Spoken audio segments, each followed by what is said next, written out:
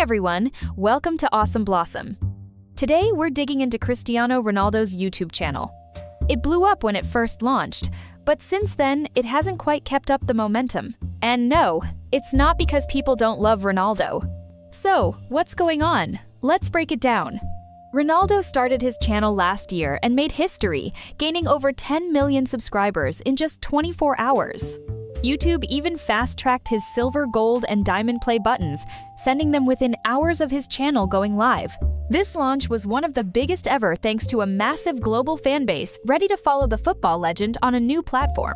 But here's the twist.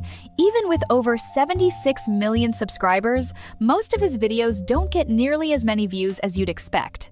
Some videos struggles to hit a few million views, which is so low when we look at his subscriber count. His only big spike came from a collab with Mr. Beast, which felt fresh and fun.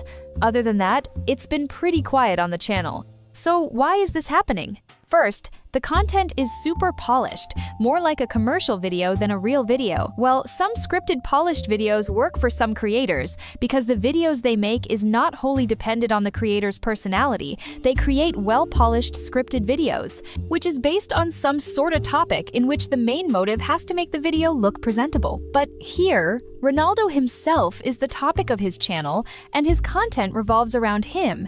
Here, it misses the rawness, authenticity that fans really want.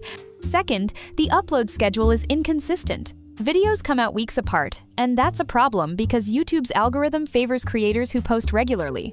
Third, the channel doesn't show us the real Ronaldo, the person behind the legend. Fans want to see his personality, his struggles, some of his untold stories, and the exclusivity which he can show on his videos based on his lifestyle, which he has never shown on any other platform. But instead of uploading some user-generated content, his team uploads content which feels like sponsored Instagram stories stretched into YouTube videos. Most successful YouTube channels get about 10 to 20% of their subscribers watching each new video.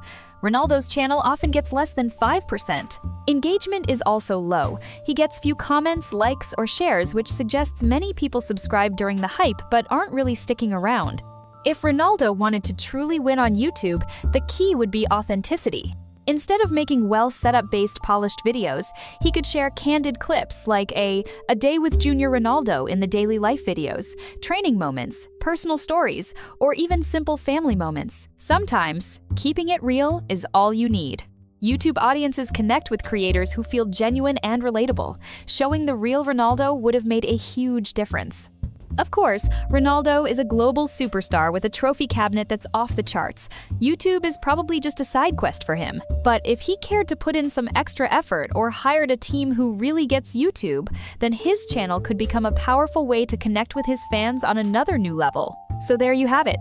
Ronaldo's channel is a perfect example of having the biggest fan base until you know how can you really make use of it in a good way. If you found this breakdown interesting, please hit the like button, share your thoughts in the comments, and subscribe to Awesome Blossom for more deep dives like this. Thanks for watching!